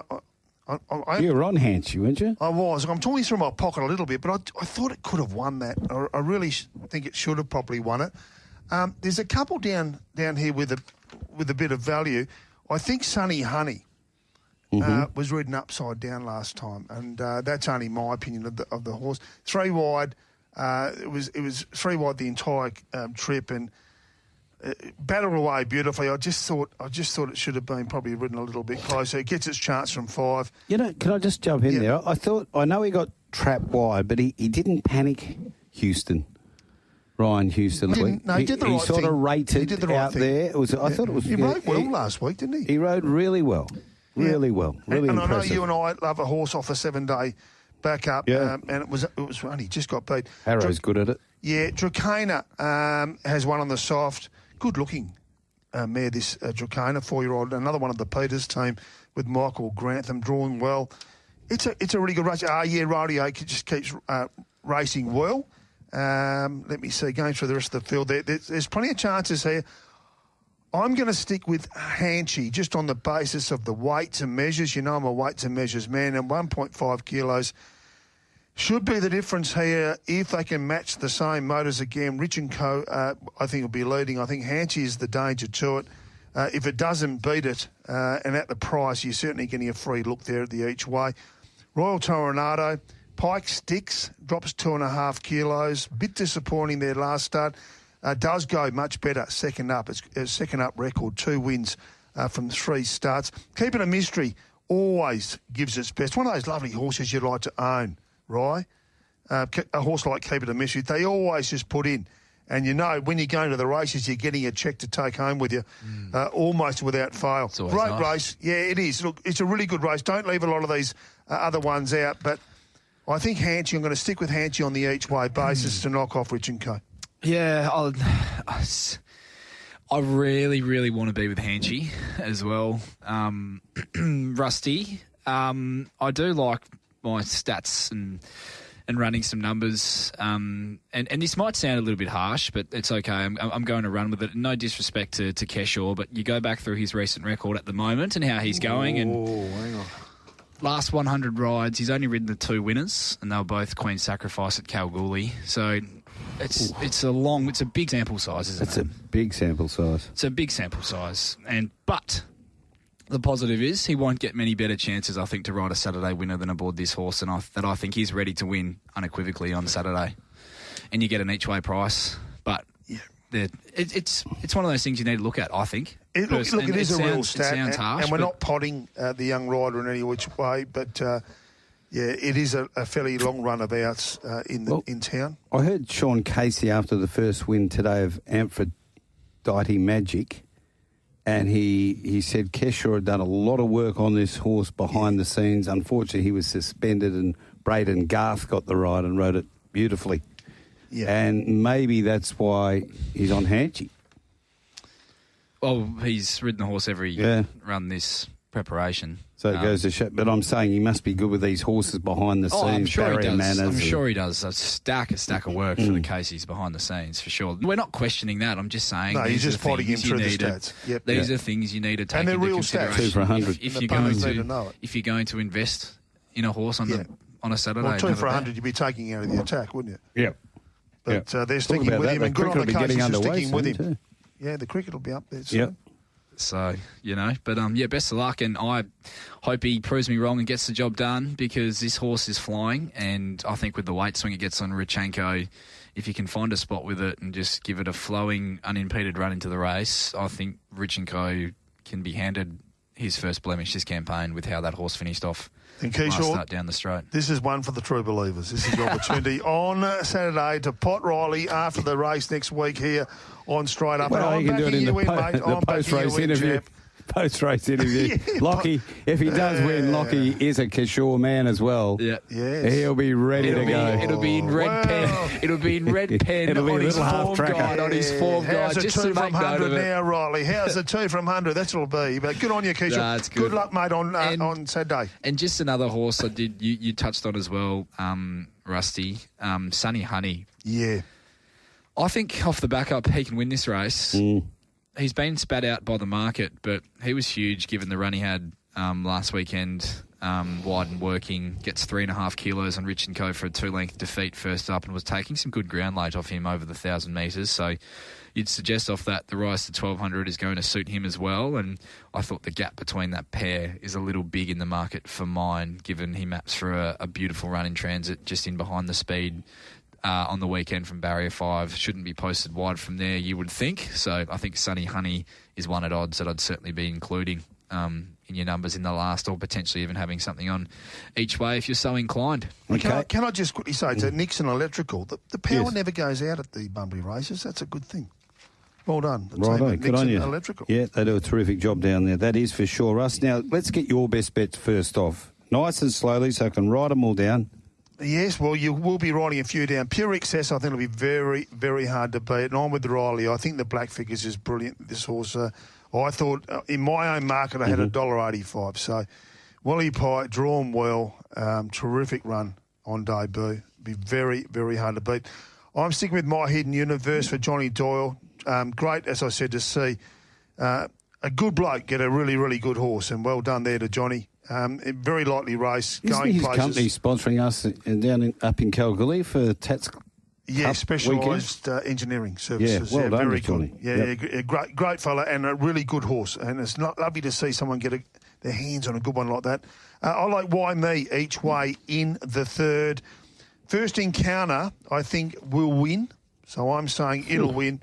I've got a few for you here. Mount Chiritaku. Yeah. The Mushroom horse, I think it's the best of the weekend. Wow. So I'm giving it a 5-star special. 5-star special. Give it the moral tag. Oh, no, I would never use that word. Not the M word. In the Raconteur, I found it a little bit difficult, go a bit wider there. And to bring it home, a jockey that probably will ride himself into a bit of form after this afternoon, Keyshaw Duran there on Hanchy there each way all day in the last. Best bets for me.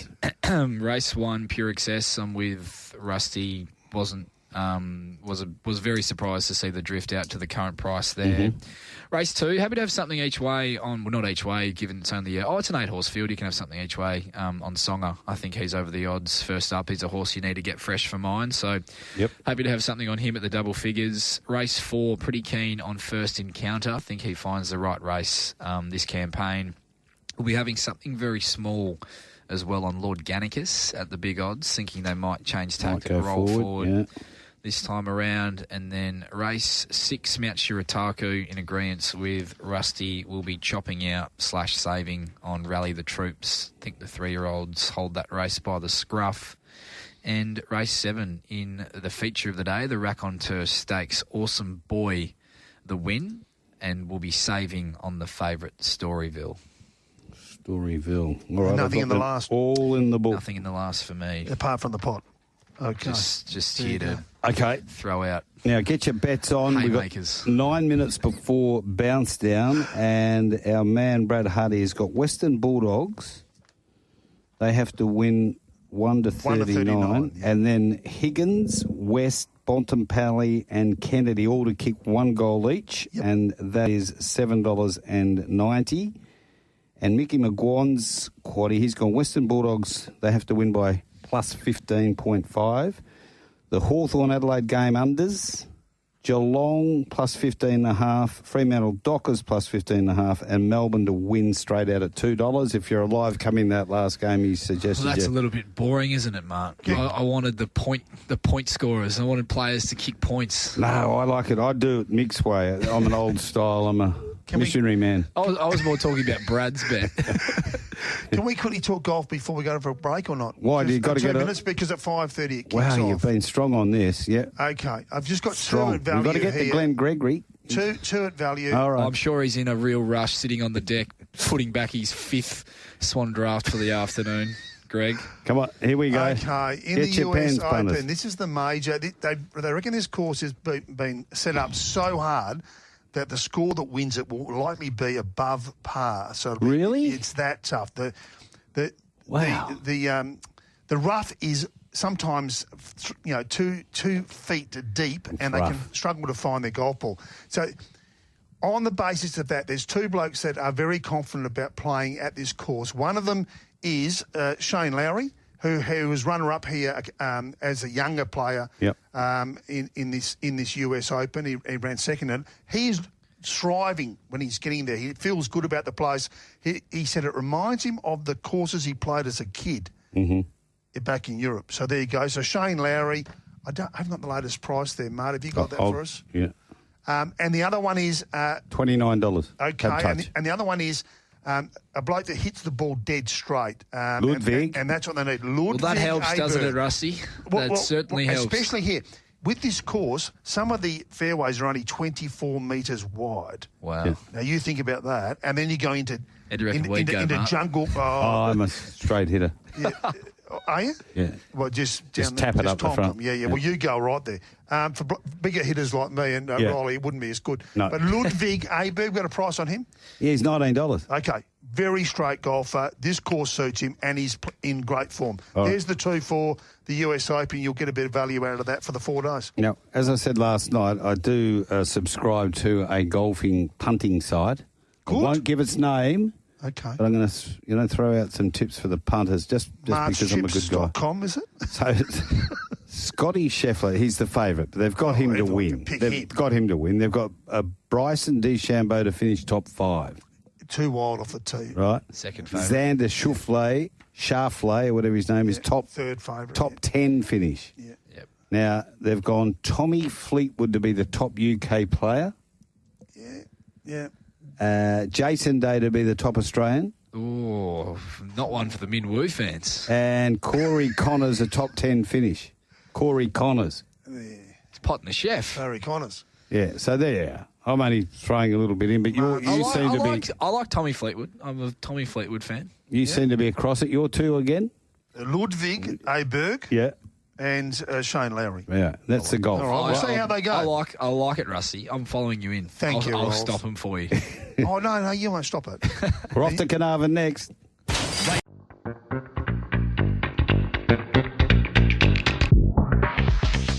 We hope you enjoyed another stimulating episode of Straight Up.